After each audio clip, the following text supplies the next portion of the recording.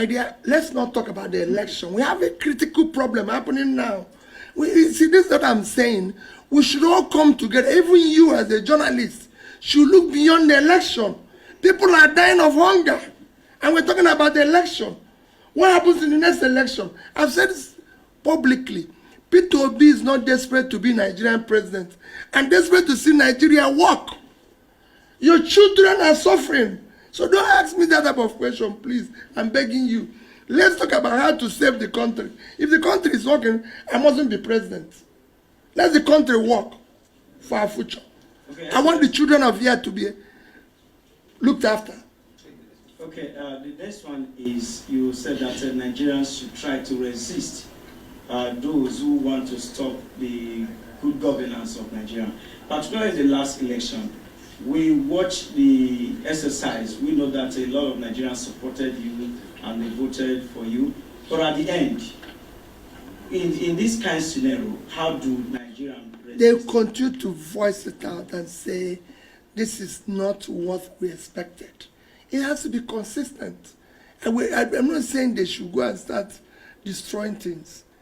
We must remain civil and within the law, but consistently say no to bad governance. My country people, Peter Obi don't come lash out. He don't come talk and say, hey, come. He know the fight to be president too. But making see say Nigeria good, na him dey. Una remember say former president Olusegun Obasanjo come talk say democracy no fit work for African country because na the Western culture. Say if we wan imitate Oyibo, he say we no go fit because no be our culture. Our culture dey different from Obodo Oyibo, my country people. Peter Obi come correct or rather come talk more on wetin former president Olusegun Obasanjo talk for this matter, because the thing is really shock many people. Say after we don't come this far, they happy say democracy, so it not fit work for us. Abi make Nigeria divide, everybody just confused because here and there no better rule of law, judiciary, everybody don't forget about judiciary. Say man, they don't too disappoint us. Tinubu on the home, that one they do babi ala, they go, they beg from one country to another.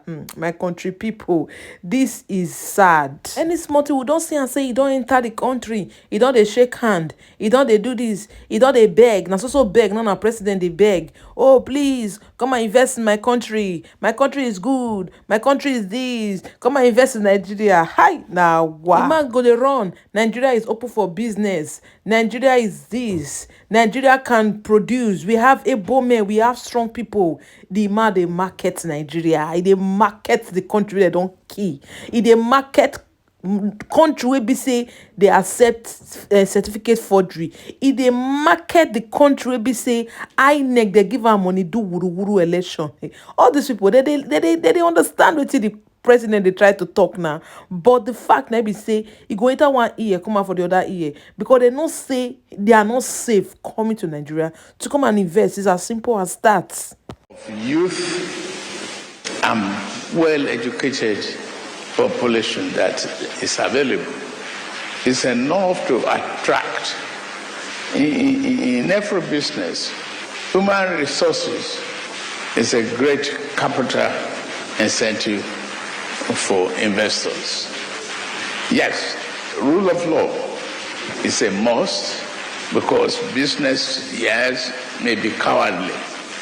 If you are bogged down in bigger, bureaucratic problems, you might not have the necessary investment that you expect.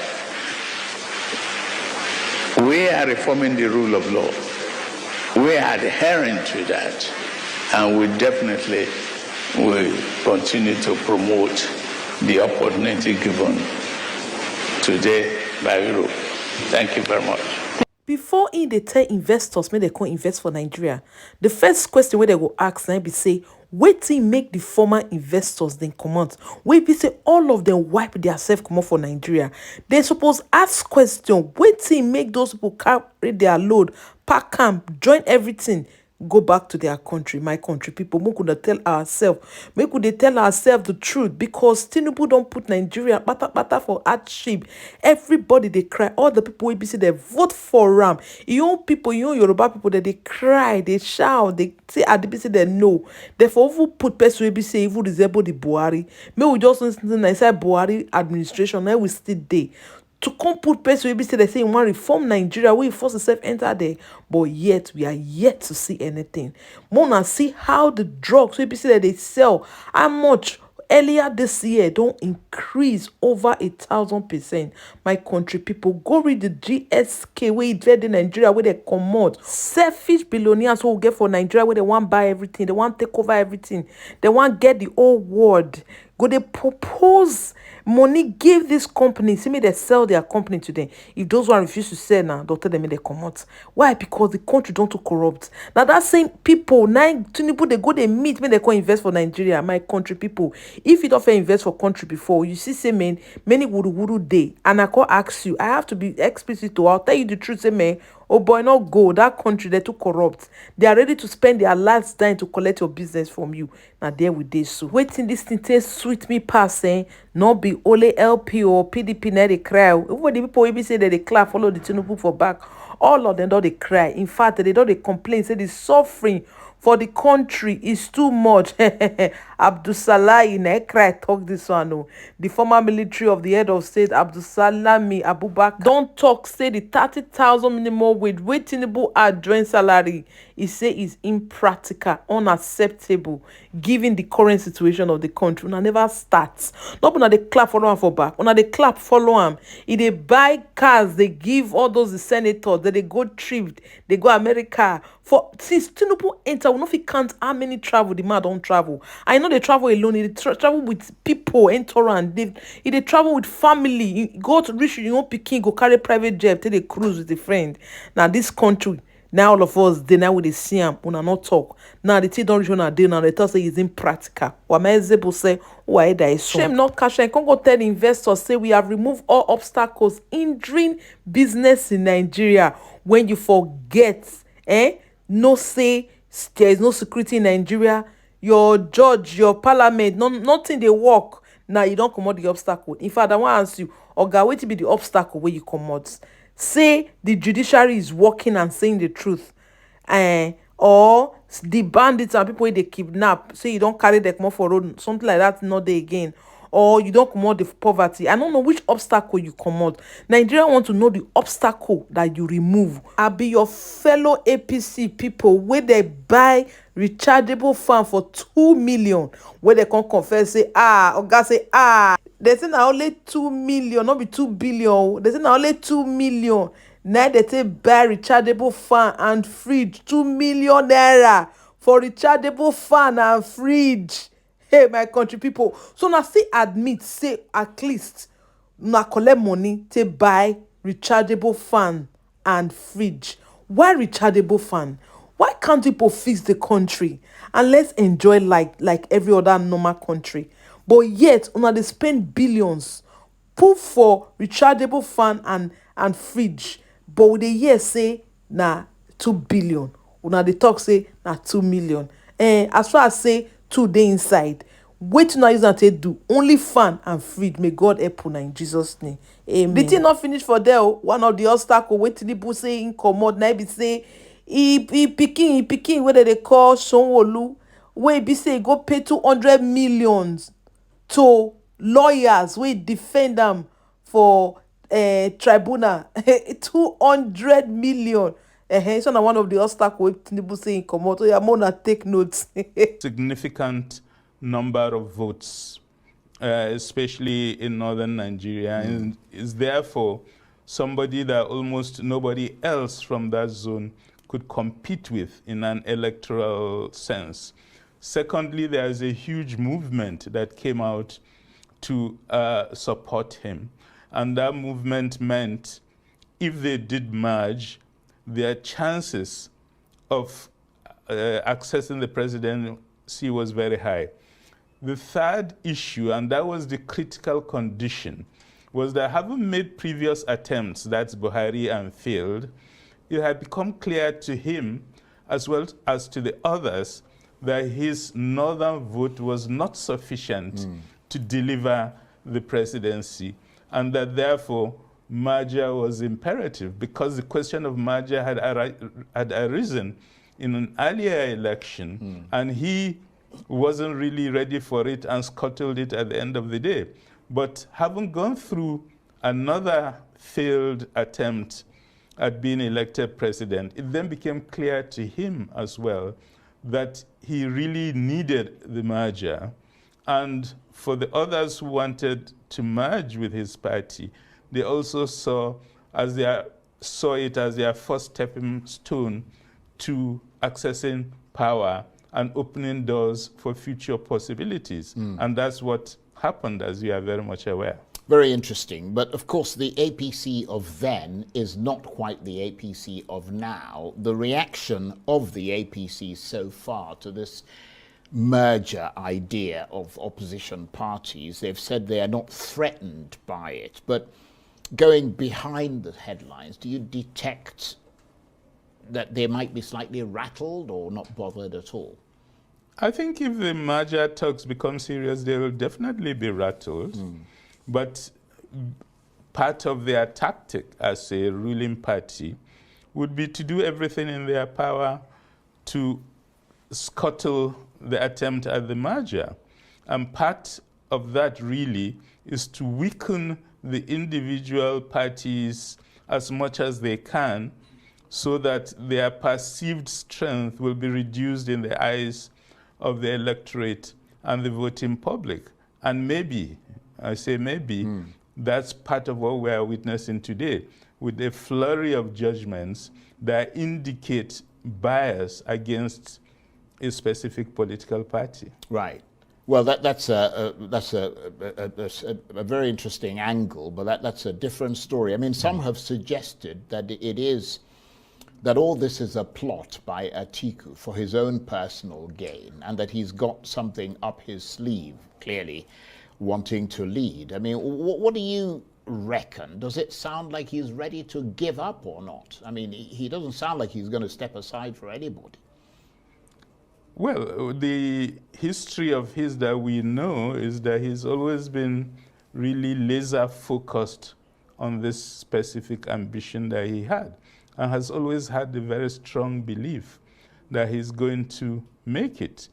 He's not likely to change at this point in time, but it's the conditions that are changing, and part of the changes that are occurring are that a lot of people who would have supported him are beginning to pose questions on why don't we get a fresher alternative that may be more impressive to Nigerians as a whole.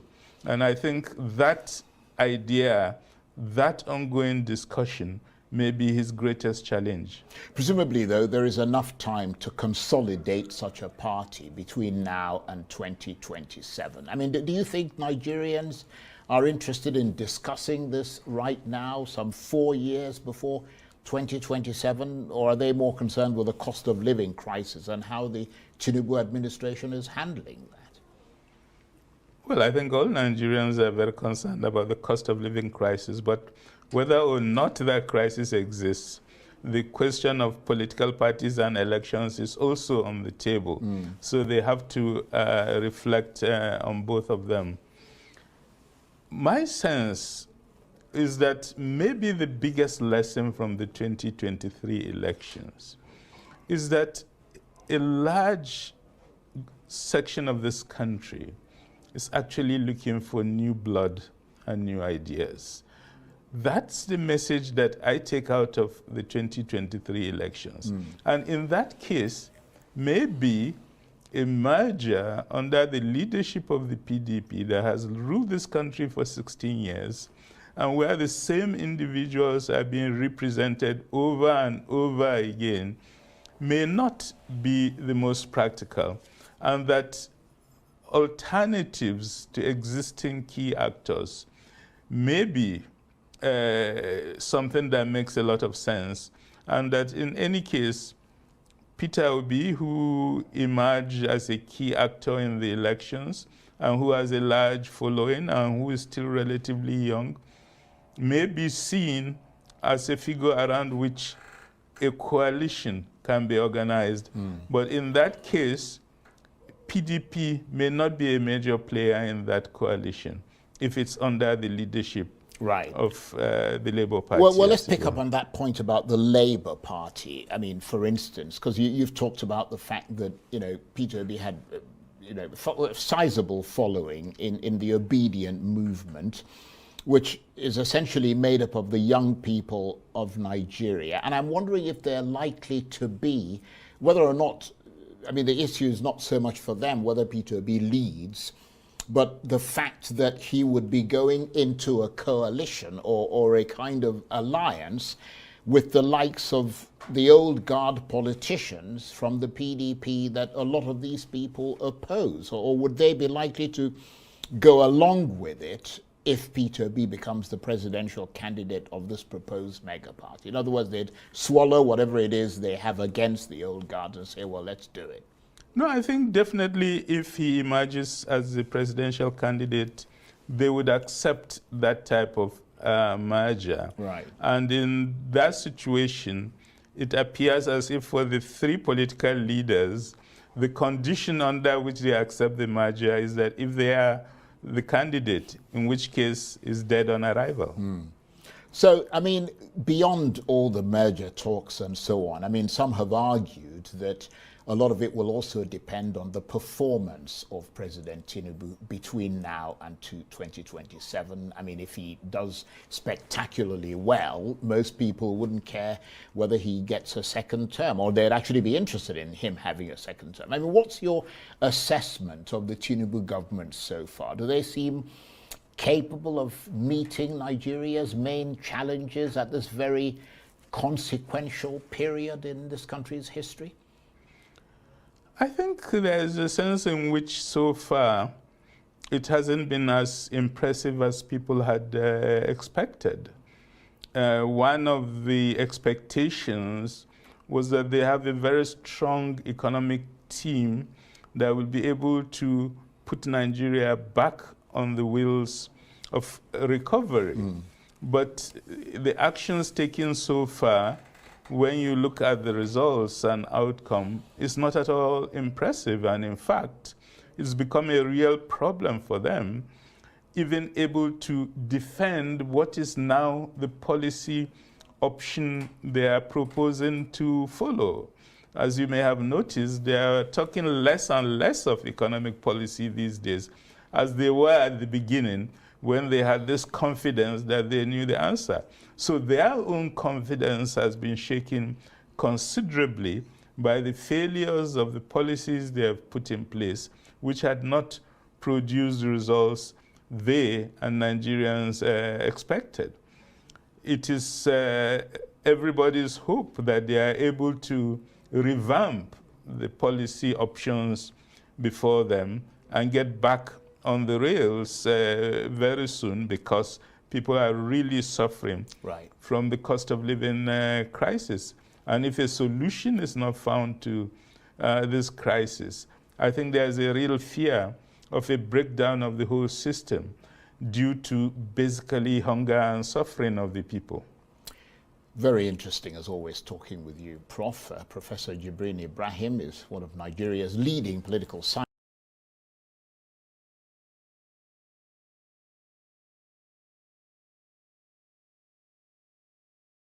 Commission INEC to withdraw the certificate of return it had given to Governor Mutwang and issue it to Nantawe. The appeal court held that PDP had no structure to nominate any candidate for the elections, having disobeyed an order of the court to repeat its Congress. Reacting to the verdict of the Court of Appeal, Governor Mutwang called it a temporary setback, saying it will not distract him from repositioning the state on the path of unity, peace, and progress. He's gone to the Supreme Court now. But there are those who think that that judgment is a variation to some of the similar case as being delivered by the Court of Appeal, by the same court. Same situation, two different judgments. But tonight, let's get some perspectives. The PDP has been reacting to this matter.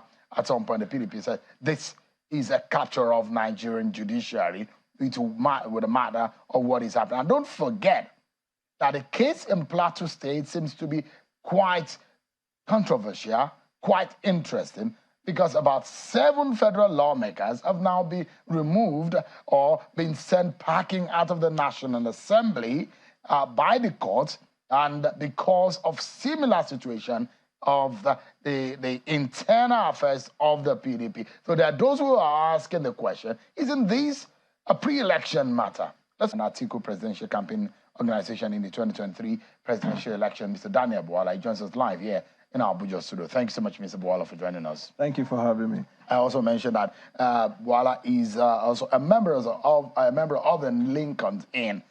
If you have it, sometimes you'll flaunt it.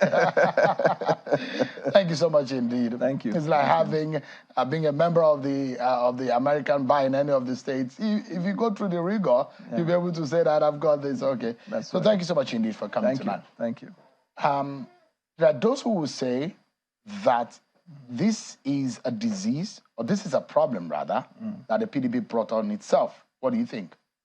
Well, if you say that, except now depends on the side from where you're looking at it or the perspective, because again, there are lots of people who will tell you that the judgment of the Court of Appeal is strange. You know, what I mean by strange is because traditionally we know pre-election matters and post-election matters, and that the court, one of the cardinal issues that they raised based upon which they sacked the governor was that he violated the order of the High Court that said they should conduct primaries. In fact, they said repeatedly. Repeatedly. Oh, and I mean, that's in fact the perspective to which I asked the question. Yeah. That if the court, and he's not the only person that is suffering this, 7 members of the National Assembly of the PDP have been removed, including the very popular Dachong Bagos. Yeah, ordinarily, election petition being sui generis, as we all know, means that it's a species of its own and should be treated on its own merit. It has procedure that cannot be, related to other proceedings in court. And that election petitions procedure provides the ground for which you can challenge the victory of someone.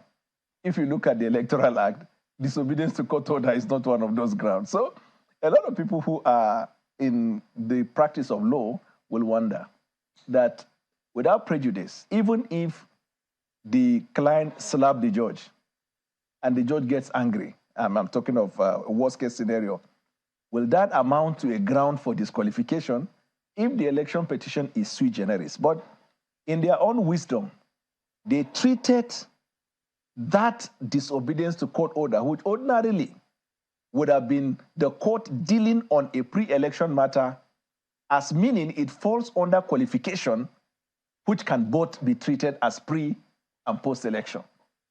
That's why they now relate it to 177 of the Constitution.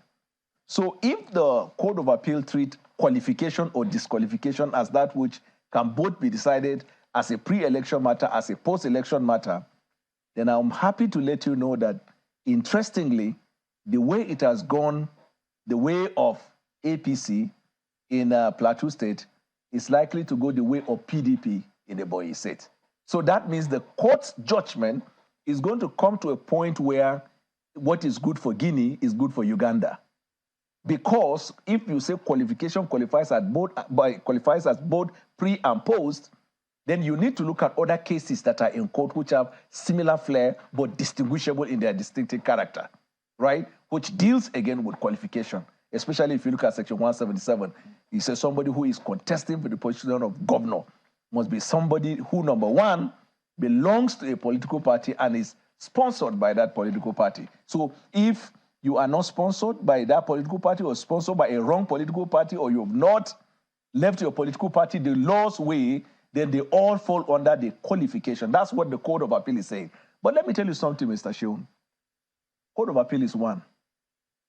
So whether the Court of Appeal sat in Abuja or the Court of Appeal sat in Jos, the Court of Appeal is one court, but for administrative purposes, they are in different judicial divisions. So much so that if you are presiding judge of the Court of Appeal in Abuja and I appear before you are making a case, and I want to refer to a judgment you delivered in Plateau.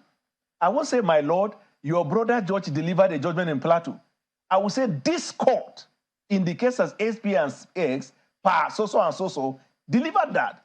So that means, and the Court of Appeal does not have that benefit that the Supreme Court has, which is that one, Supreme Court departs, cannot be bound by its own previous decision, right? You cannot use the previous decision of the Supreme Court to say you are bound by that. Meaning that if the Court of Appeal go this way on this matter, on all matters, if the facts are the same or the facts are similar and they fall under the principles of the law, that decision has to go that way. So in essence, you're saying if you're to look at the Ebonyi PDP matter, right, and the manner in which the Court of Appeal had treated the matter and decided the case, right, it should be used as the same template, and the same template should be used in the Plateau matter. Yeah. Are you thinking that they are not treated the same way? No, I am saying there are distinguishable facts in the sense that in the case of Plateau, you didn't conduct primaries. Now, conduct of primaries fall under pre-election. Yeah. Because you find ground for qualification, ground for disqualification, you find nomination, you find sponsorship, right? Sponsorship is pre-election. But this court says so long as that qualification falls within the purview as covered in the Constitution, it can both be treated as pre and post. Now, if you say this is the decision of the court in Plateau, then you have to apply that with the decision, with the case in Ebonyi. Because what are the facts in Ebonyi? The facts in Ebonyi is that the candidate of PDP went to court and challenged the victory of the candidate of OPC, who was declared winner, as one, that the candidate of APC, as at the time he contested for the post of the governorship in Ebonyi, he was still a member of PDP. Why? Because one, the register of members which was filed with INEC as required by law has his name. Two, he continued to serve as Speaker of the House of Assembly even after he claimed to have defected, but never defected in the open house or in private. Four, he was paying his dues as a member of PDP. Five, even after the election but before inauguration, he continued to act as a PDP member. So in the eyes of the law, he was a member of PDP at the time he contested. Now, if he was a member of PDP at the time he contested, without prejudice to the fact that APC sponsored him, in the eyes of the law, can a candidate who belongs to two political parties contest for an election? It falls under that qualification. When the Constitution says you must be a member of a political party. And be sponsored by that political party. So he has been a member of PDP, was not sponsored by PDP, was wrongly sponsored by APC.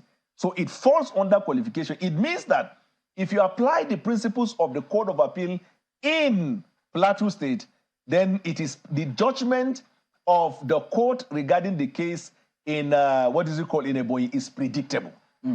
The judgment of the appeal court in the case of Governor Caleb Mutwang was unanimous, meaning that there were no dissenting voices.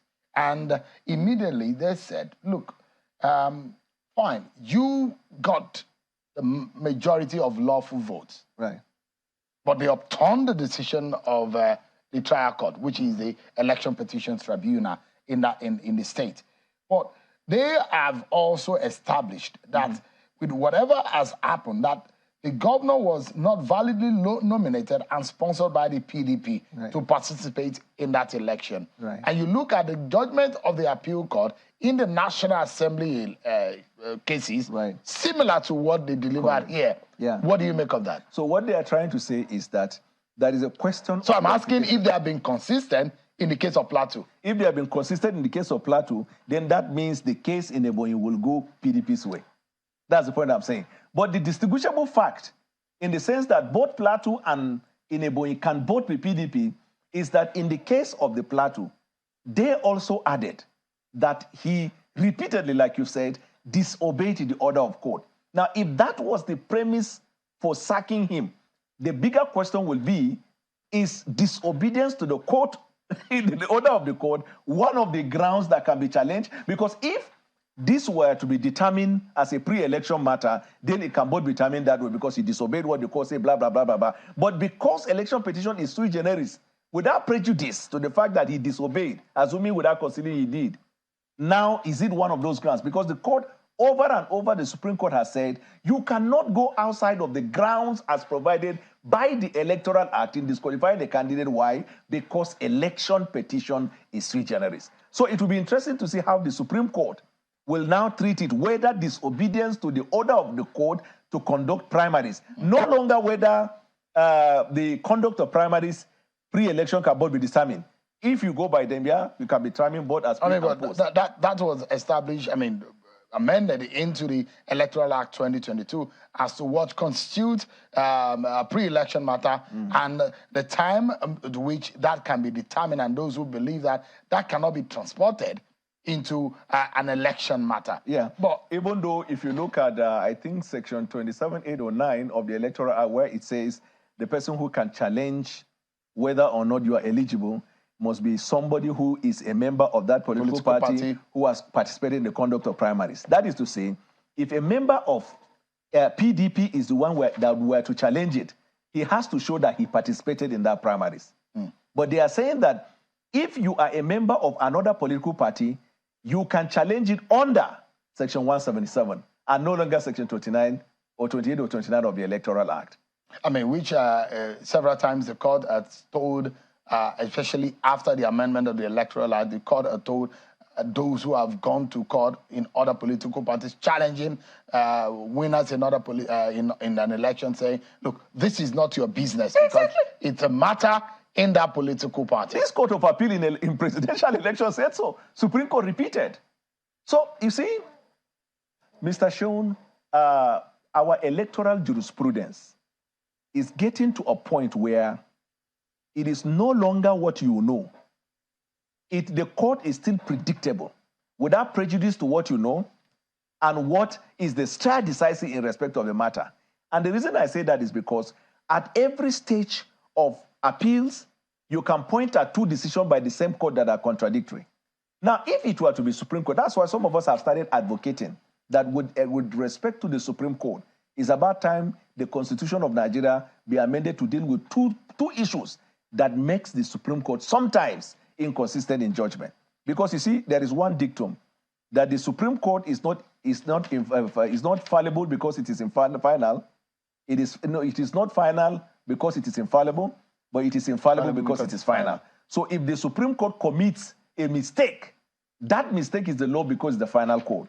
There needs to be a constitutional provision where you will not leave that latitude and said, if the Supreme Court delivers a judgment that is A, B, and C, the court must be bound if any fact comes to that court that relates to that. Meaning that when you go to Supreme Court and you know there is a legal precedent regarding the matter, both the petitioner and the respondent, both the appellant and the respondent will know the end of the matter.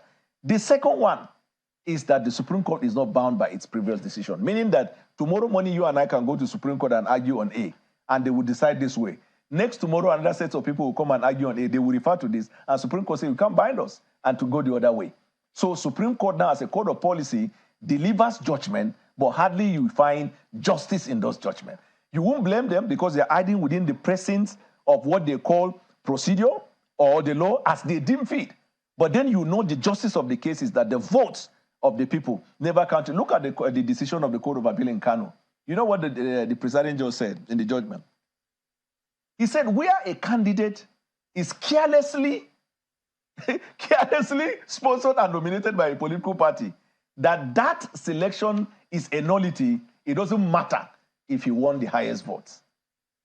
So it's on technicality that such a candidate will be uprooted out of the race. Yes, when they say it doesn't matter how many votes you won, then that means no longer the wishes of the people. That means it's technical procedure. But does it also speak to how politicians and political parties also conduct their own affairs? Because if the PDP had put its house in order, right, the man who had won this case, this governorship election with over 500,000 votes, would not be in any legal quagmire. He would be sitting pretty, other than having a situation where his election is now being threatened by the technicality of what his party did and did not do at the primary level. But in the presidential election, PDP put his house in order. Did the PDP win? So this is my point. And I'm saying that our eyes are now, they hate it when you say all eyes are on the judiciary. Are you saying that, things are being, they are confusing the manner in which the court had decided? The court is more unpredictable as the days go by. Now, let me tell you. Based on what how the law is. Yes. Because there is the way the law is and the way the law is ought to be. Yeah. So sometimes the manner in which the law is right now. They give it to you like that. Now, but sometimes in the past, Supreme Court being a court of policy, when they look at it, they will say the mistake of somebody cannot be visited on the client. That means we are not going to be bound by technicality. We'll look at the substance of the case. They've done that several times. Then there are times that we wake up. It's like somebody waking up in the morning. He feels good. He does something. He works or he feels somehow. He does the other way. Either way, you don't blame him because he has something to back it up. Right? So if it is justice, then it should be not just the law as it is, but looking at the intention of the lawmakers, looking at what is the overall objective of election, that the voice of the majority should bring the person, right? Now, but the biggest culprit, the biggest evil in the 2023 election across all levels is INEC. I'm participating in that direction. So it's a welcome development. And I believe that it's helped in the past. Because if you look at those who fought for our independence and everything, they were in different political party formations and was able to show that first democratic process in Nigeria, which is what we are all clamoring that we need to go back to now, where we have very enterprising, progressive regional governments thriving very well. Thank you, sir.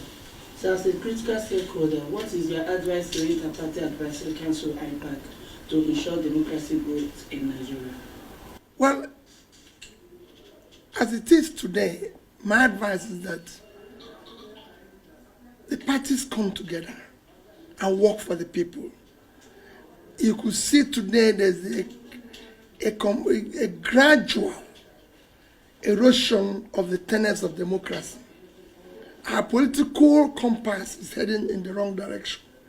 So there's a need for the parties to come together to be able to rescue the situation as it is today. Okay, sir. So the final question, sir. So what advice do you have for Nigerians, especially the electorate? Well, for Nigerians, well, which is for all of us, we need to take issue of governance very serious. We need to ensure that only those who are competent, who have the capacity, who have the integrity to be able to serve faithfully and use the resources of the nation effectively for production are allowed into office and supported. And we should resist where things are going wrong. This question, which is the issue of the parties coming together, that is impossible. You're talking about coming together for election purpose. That's not what I'm talking. I'm talking about coming together for good governance and making sure that the people are well governed and well served. That's two different things. When it is for election purpose, it is self-benefiting or transactional. But if it is for good governance, we can all come together and work together. And if you look at what President Obasanjo is talking about, I don't think he's talking against saying that democracy is not what we should adopt. No, he's talking about the applicability. Democracy, as is being practiced in the Western world, does not have universal acceptability and applicability. You have to look at what suits you. For example, if you look at democracy in America, where we even copied this presidential system of government, there's so many things that we've abandoned. If you're president of America, you can't just, I've never heard in America that they bought vehicles for legislators. You can't just buy cars anyhow. I have never heard you can't buy cars for first lady anyhow. Yes, there's no, in fact, in America, there's no office called Office of First Lady. It exists in name. And for the purpose of accompanying the president to trips, not just to have an office created with enormous budgets that are even beyond critical areas of development. No, you cannot entertain people. In America, if the president chooses today to entertain guests, he will pay for the food. If he chooses to have different dishes, he will pay for it. So he can decide how my wife is going to have we're going to have this type of fish from Japan. At the end of the month, he has to pay for it. So these things don't happen. You don't have renovations of different houses for the president. You know, if the president of America goes to New York today, he stays in hotel. I've accompanied the president to trip in the past. The hotel is the president of America was staying in a hotel. So these are issues. So we must look at what suits us. Again, look at how we can manage our own expense and everything. So what Obasanjo is saying, that we must not adopt this and even adopt it wrongly as we are doing it today. The last one was an issue of moving towards one party. How can we celebrate that? That is a disaster. And it can be salvaged again by the same, everybody coming together. Not just now political parties, but civil society. The people must resist that because it's dangerous. Thank you very much. Thank you. Okay, His Excellency, you are the campaigner of a new Nigeria. And recently you described the former president, Atiku Abubakar, as your leader. If, for example, in 2027, and you are given the opportunity to become his vice, will you do that? Then secondly, sir. My dear, let's not talk about the election. We have a critical problem happening now. See, this is what I'm saying. We should all come together. Even you as a journalist should look beyond the election. People are dying of hunger. And we're talking about the election. What happens in the next election? I've said this publicly. Peter Obi is not desperate to be Nigerian president and desperate to see Nigeria work. Your children are suffering. So don't ask me that type of question, please. I'm begging you. Let's talk about how to save the country. If the country is working, I mustn't be president. Let the country work for our future. Okay, I want the children of here to be looked after. Okay, the next one is, you said that Nigerians should try to resist those who want to stop the good governance of Nigeria. Particularly in the last election, we watched the exercise. We know that a lot of Nigerians supported you and they voted for you. But at the end, in this kind of scenario, how do Nigerians resist? They continue to voice it out and say, this is not what we expected. It has to be consistent. And I'm not saying they should go and start destroying things. We must remain civil and within the law, but consistently say no to bad governance. Your Excellency, good evening. Abaya Makibola is my name. I report for Wazobia, Nigeria. Thank you. Let's go back to IPAC. Will you say IPAC, as the umbrella body of all political parties in Nigeria, has lived up to its expectation? If no, what would be your recommendation? How do you think IPAC can get it better for us to have the democracy we are all aiming for? IPAC should go beyond being transactional and be effective in collectively opposing bad governance. That is their role. That is why they were formed, to say no when things are going wrong. And everybody can see today that things are going wrong in our country. It needs to be told. We now have a situation where non-party carrying members are being appointed to be a referee in our coming elections. IPAC, civil society, and the people need to resist that. These are people, even some of them who have been part of Togre, and I'm becoming the referees. IPAC should voice out where 90% of our election now ends up in court. They should voice out where our courts have become courts of favors, courts of procurement, rather than courts of justice and the law. They should voice out where a position where you have 3 recent judgments that are contradictory. Look at what is happening in Kano, Zamfara, and Plateau. All geared through opposition parties.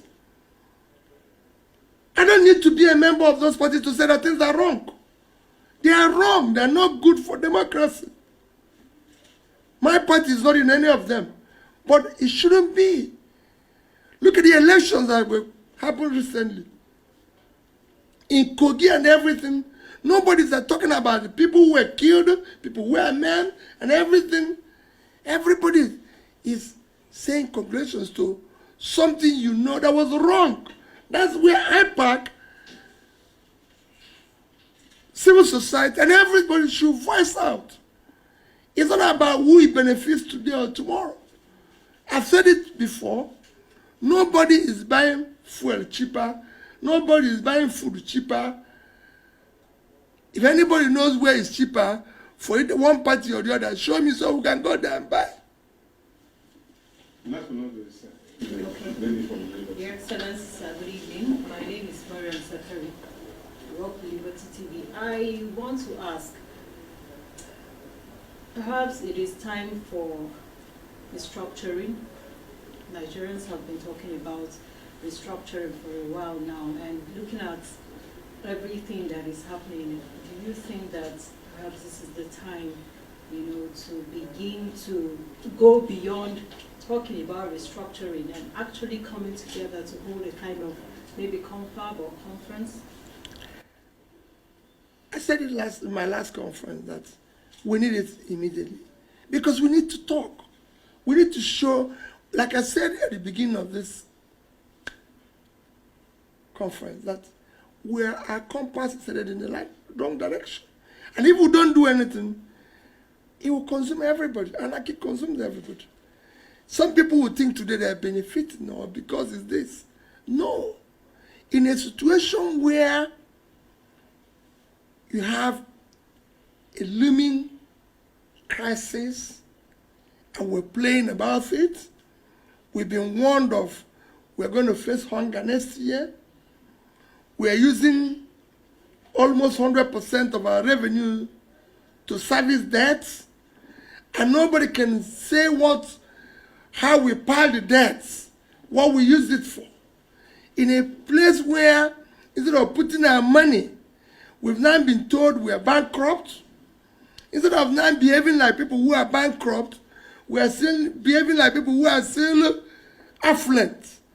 Because bankrupt people should be downsizing all expenditures that is not critical for development. But we are still going ahead, living a life that is beyond our resources, even when borrowing to continue such life. So there are things we need to do. All these things are things we need to look at. It's time to look at whether this presidential system suits us, or whether we can change and go back to parliamentary system. Because we cannot have a situation, and that's what Obasanjo is saying. Let's have something that can suit us, whether it's parliamentary or presidential. It is time that we elect people who must be answerable to us. We can no longer continue to have an elected people who answer us through third parties or source comments to us and everything. It cannot continue.